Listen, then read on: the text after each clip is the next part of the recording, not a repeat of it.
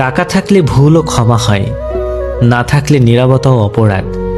মানুষের সঙ্গে সীমিত সম্পর্ক রাখা ভালো, কারণ মানুষ যতটা ভালোবাসা দেখায় বাস্তবে ততটা নয়। প্রয়োজন হলে আপনাকে পুজো করবে, আর প্রয়োজন ফুরালে শত্রু বানিয়ে বদনাম করবে। মানুষের স্বভাবই অদ্ভুত, থাকলে অবহেলা করে, না থাকলে আফসোস করে, তারপর জীবনভর হাহাকার ছাড়া কিছুই হাতে থাকে না। কথাটা অনেক মূল্যবান। টাকাওয়ালা ছেলের ঘরের বউ হওয়া ভাগ্যের ব্যাপার নয়, ভাগ্যের ব্যাপার হচ্ছে একজন আদর্শবান ও চরিত্রবান ছেলের ঘরের বউ হওয়া।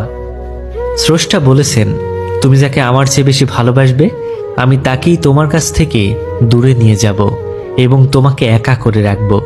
তিনি আরও বলেছেন, কখনো বলবে না আমি তোমাকে ছাড়া বাঁচব না, তবে আমি তাকে ছাড়াই তোমাকে বাঁচাবো এবং পেছনের অনুগত সব আবেগ কেড়ে নিয়ে তোমাকে দিব্যি সামনে নিয়ে যাব।